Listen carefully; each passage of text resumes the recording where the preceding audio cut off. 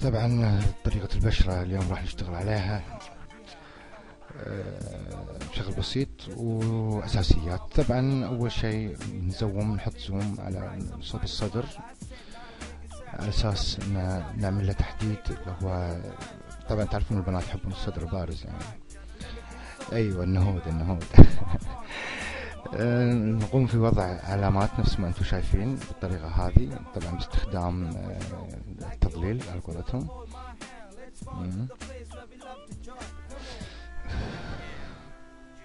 اوكي، بعدين ناخذ اللي هو التمويه مال التضليل شوي على اساس نعمل له عملية دمج مع بالفرشة مع شو اسمه مع لون البشرة. وهني طبعا بالفرشة نجي من فوق السطر على اساس انه نعطي بياض زايد شوية او توضيح عن لون تحديد الصدر.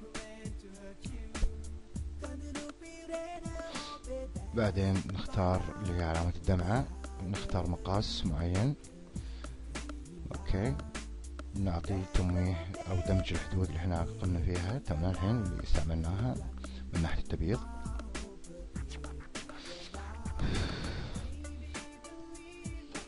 اوكي، بعدين ننزل على اللون اللي احنا سويناه او القائمة اللي سويناها اللي هي تحديد اللي قلت لكم عليها.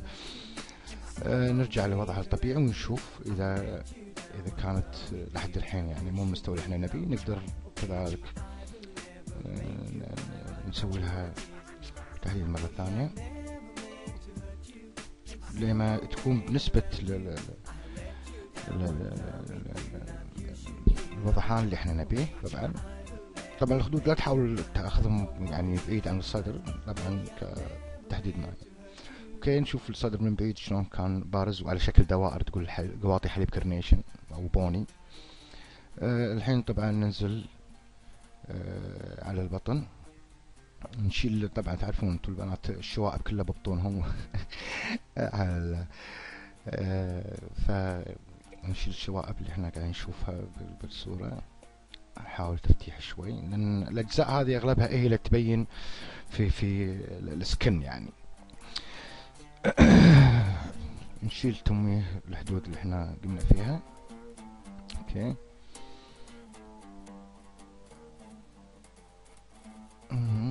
وبعدين ننزل طبعا حق عارفين المكان هذا انتم اللي هو مفاصل الله العظيم الاسامي اللي عندي انا كلها رايحه فيها. المهم الخريطه قدامكم وهذه المفاصل تبي لها تبييض شوي. انتم عارفين الاجزاء اللي تجي سوداء في المرأة يعني. ناخذ بلون وبعدين نحط لنا خط اللي هو تحديد.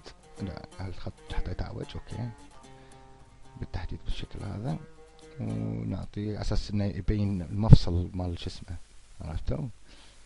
ونقوم بوضع خط ثاني هني بعد كذلك نفس الطريقة اللي احنا سويناها هناك. وبعدين ننزل هني ناخذ مقص معين على الركبة.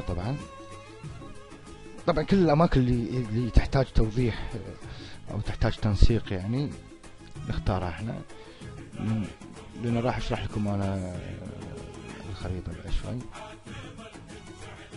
اوكي، طبعا الخريطة هذه في ناس راح يقولوا لي منين راح نحصلها. هي على اي سكن، باي سكن لو ترجع حق تصميمه الاساسي راح تلقاها يعطوك اياها. بعدين نرجع حق القدم نحاول نسوي خطوط كذلك من هنا. اوكي، بالشكل هذا بالشكل هذا. ايضا بغيت اقول له هنا بعدين نعطيها تمويه. اوكي، بعدين ناخذ السمبلت. حلو، شايفين نحاول نخليها طبعا متطابقة مع درجات اللون. شوفوا ما يكون في حدود او فواصل. لو تلاحظون الحين شوفوا ان اللي قمنا فيهم شلون واضحين او متميزين عن. الحين نروح حق الايدين.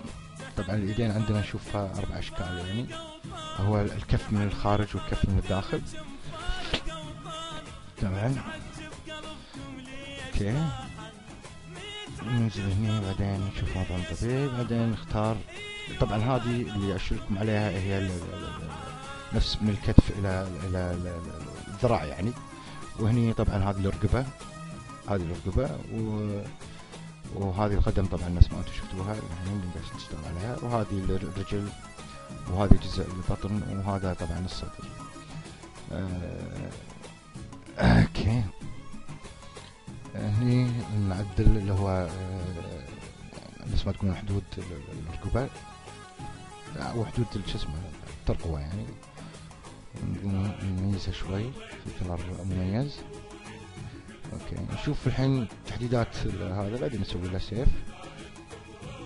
اوكي نسميه بسكن ونسوي له سيف، وبكذي طبعا انتهى الشرح، ويا تحياتي لكم مع شرح قادم.